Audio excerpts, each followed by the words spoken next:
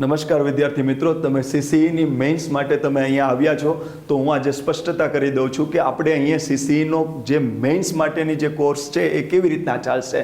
તો તમે એક સ્પષ્ટતા જોજો કે સરકારે થોડી એવી રીતના પેટર્ન બનાવી છે કે ગ્રુપ એ માટે શું કરવું અને ગ્રુપ બી માટે શું કરવું. તો આપણે એનું સ્પષ્ટ આયોજન અહીંયા આજે કરવાના છીએ.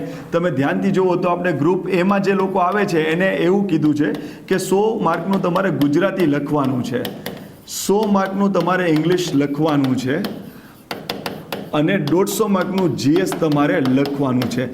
આ લખવાની એક્ઝામ છે અને લખવાની એક્ઝામ હોય ને એ થોડી અઘરી છે અને એમ સામે સહેલી છે. કારણ કે આમાં જ્યારે તમે લખવાનો પ્રયત્ન કરો ત્યારે તમારે ધારો કે જીએસ હોય તો એમાં ભૂગોળ હોય તો તમારે અક્ષાંશુત રેખાંશુત ન કરવા જવાના હોય. તમારે ધારો કે બંધારણ હોય તો તમારે અનુચ્છેદો ન કરવાનું હોય કે આ અનુચ્છેદની સામે શું આવે, બરાબર. તો તમારે ઇન શોર્ટ નાની નાની વસ્તુ નથી કરવાની. ઇતિહાસ હોય તો પુરોહિતનું પૂતળું કેવા મટીરિયલથી બન્યું છે એ તમારે આમાં નથી કરવાની. કારણ કે તમે ગ્રુપ એમાં છો, તમે મેઇન્સના વિદ્યાર્થી છો, તો તમારે મોટા મોટા ટોપિક આવે. જેમ કે તમારે ભૂગોળ હોય તો એમાં શું કહેવાય, આબોહવા હોય તો એના રિલેટેડ સવાલ હોય, પછી ધારો કે કૃષિ હોય તો એના રિલેટેડ સવાલ હોય, જંગલ હોય તો એના રિલેટેડ સવાલ હોય, પરવાળા હોય તો એના રિલેટેડ સવાલ હોય. બાકી નાની નાની વસ્તુ તમારે કરવાની. જો નેશનલ હાઈવે કયો ને શું કહેવાય એરપોર્ટ કેટલા ને એવું બધું નથી કરવાનું તમારે. તો આ મેઇન્સ છે, પણ આમાં તમારે જે તે ટોપિકને સરસ તમારે સમજવો પડે તો ને તો જ તમે એની આન્સર રાઇટિંગ કરી શકો. તો આપણે આ કોર્સમાં તમે જો એનરોલ થઈ રહ્યા છો તો તમારે ગ્રુપ એ જે તમારે મેઇન્સની તૈયારી કરવી છે એ ટોટલી તમને લાઈવ દ્વારા જ ભણાવવામાં આવશે. એનો મતલબ શું કે તમારે સ્પષ્ટતાથી એક લેક્ચરને તમારે લાઈવ ભણવાનું છે. એટલે કે તમે મને પૂછી શકશો કે સાહેબ બંધારણમાં આમ હોય તો કેમ કરવાનું, બંધારણ હું ભણાવવાનો છું, ભૂગોળ હું ભણાવવાનો છું, તો તમે મને પૂછી શકો. એવી જ રીતના ધારો કે જાહેર વહીવટ હોય તો સર ભણાવવાનું તો તમે એને પૂછી શકો. તો આપણે ગ્રુપ એની જે પણ સ્પષ્ટતાથી તૈયારી કરવાની છે એ મારી મેન્ટરશિપ હેઠળ મેઇન્સના જીએસના જેટલા પણ ટોપિક છે એ જુદા જુદા ફેકલ્ટી દ્વારા પણ મારી મેન્ટરશિપ હેઠળ આપણે એને ભણવાનું છે. જ્યારે ગુજરાતી ને ઇંગ્લિશ છે એ પણ ભાષા તજજ્ઞ દ્વારા જ એકદમ ડાઉન ટુ અર્થ તમને એક એક શબ્દથી તમારે સમજીને તમારે ભણવાનું છે. એ પણ લાઈવ દ્વારા. એમાં પણ મારું ઇન્વોલ્વમેન્ટ હશે. કારણ કે આપણે અહીંયા ભાષાના જે 100 માર્ક છે અને ભાષાના ટોટલ 200 માર્ક થશે, તો એમાં જીએસનો એંગલ અને ભાષા તજજ્ઞ ભેગા થઈને આપણે આ વસ્તુની તૈયારી કરવાની છે.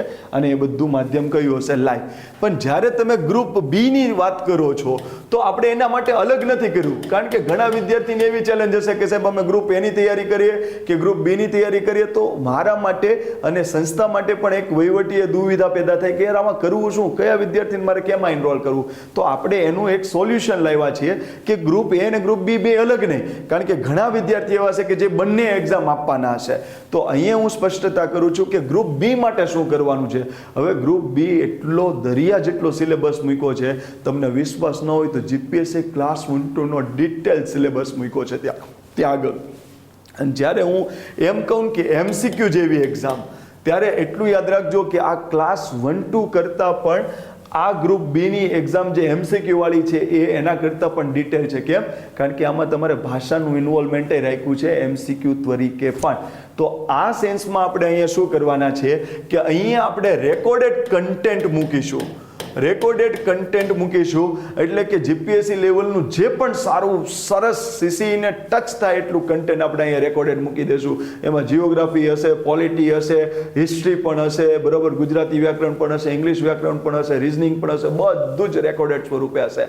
હવે તમને એમ થાય કે સાહેબ અમને આ શું કામ કહેવા માંગો છો, તો હું આ સમજાવવા માટે જ મેં એ પ્રસ્તાવના મૂકી છે કે જ્યારે તમે મેઇન્સનું આન્સર રાઇટિંગ કરતા હો ત્યારે તમે સિંધુ ખીણની સભ્યતા ઉપર ધારો કે અહીંયા આગળ સરે 5 ક્વેશ્ચન સેટ કરાવ્યા કે ભાઈ જો આવો સવાલ આવે તો આવી રીતના લખવાનું, આવો સવાલ આવે તો આવી રીતના લખવાનું. તોય છઠ્ઠો સવાલ મિસ થતો હોય અને તમારે એમ છે કે મારે ડિટેલમાં જોવું છે, તો તમારી પાસે સમય હોય તો તમારે આ સિંધુ ખીણની સભ્યતામાં આમાં જે રેકોર્ડેડ બેચ હોય એનું જેટલું પણ ડિટેલમાં આપેલું કન્ટેન્ટ હોય એ તમે વિડીયો ફાસ્ટ ફોરવર્ડિંગ મુવમેન્ટમાં જોઈ શકો. એ તમારી ઈચ્છા ઉપર આધાર રાખે છે. પણ જેને બી ગ્રુપ કરવાનું છે એને તો સ્પષ્ટતાથી તમારે આખા રેકોર્ડેડ લેક્ચર્સ જોવા જરૂરી છે. કારણ કે જ્યારે હું એમ કહું કે મેઇન્સ નથી એમસીક્યુ ત્યારે લાગે સહેલું, પણ વાંચવું વધુ પડે. કારણ કે હવે હવે જો આમાં ભૂગોળ આવે તો તમારે અક્ષાંશ શું તે કરવું પડે, રેખાંશ શું તે કરવું પડે, નાના નાના વસ્તુ પણ તમારે કરવી પડે કે નેશનલ વોટરવે ક્યાં આવ્યો, 1 ક્યાં આવ્યો, 2 ક્યાં આવ્યો, બધું જ કરવું પડે.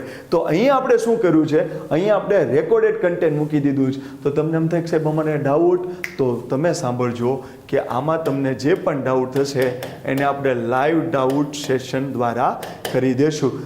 ધારો કે તમે કોઈ સવાલ પૂછો તો ત્વરિત જવાબ આપવામાં આવશે, અને તમને એમ લાગે છે કે સાહેબ સંતોષ નથી તો એ બધા જ વિદ્યાર્થીના સવાલ ભેગા કરી અને આપણે જે તે સબ્જેક્ટનો લાઈવ ડાઉટ સેશન ગોઠવી દેશું. પણ આ છે આપણી સીસી મેઇન્સ માટેની તૈયારીનું આયોજન. એટલા માટે મેં એ લખ્યું છે કે ગ્રુપ બી માટે ઓનલાઈન રેકોર્ડેડ માધ્યમથી જીપીએસસી સ્તરનું કન્ટેન્ટ મૂકવામાં આવશે, ઉપરાંત ઓનલાઈન લાઈવ ડાઉટ સેશન કરવામાં આવશે. એટલે ઓનલાઈન રેકોર્ડેડ માધ્યમથી બધું જ જીપીએસસી લેવલનું કન્ટેન્ટ હશે, બધું જ જેટલું સિલેબસમાં છે એટલું કન્ટેન્ટ આપણે મૂકશું. અને એના માટે તમને જો લાઈવ ડાઉટ થાય, ડાઉટ અમે તરત સોલ્વ કરશું મેસેજ દ્વારા, પણ જો ન સોલ્વ થાય તો બધા વિદ્યાર્થી પાસેથી કલેક્ટ કરશું અને અહીંયા આપણે એનો લાઈવ ડાઉટ સેશન ગોઠવી દેશું. ક્લિયર છે? એટલે આમાં તમને લાઈવની જ ફિલિંગ આવશે, કારણ કે કોઈ પણ વ્યક્તિ જો એમ વિચારતું હોય કે લાઈવમાં, તો તમે સિલેબસ એક વખત જોઈ લો છો એટલે તમને ખબર પડશે જીઓગ્રાફી પોલિટીન કેટલું બધું છે. તો એના કરતાં બેટર છે કે તમારા ફ્રી સમયે તમે એનું રેકોર્ડિંગ ફાસ્ટ ફોરવર્ડિંગ મુવમેન્ટમાં જોતા જાઓ, જેટલું ઉપયોગી છે એને કરતા જાઓ.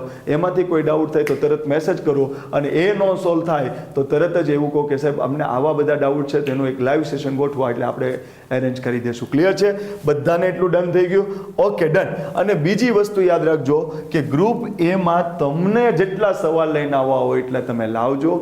સરસ રીતે આપણે એનું મેઇન્સનું ભણવામાં પ્રયત્ન કરશું. કોઈ વસ્તુ અઘરી નથી, શરત માત્ર એટલી કે એને ડેડિકેશનથી ભણવું પડે.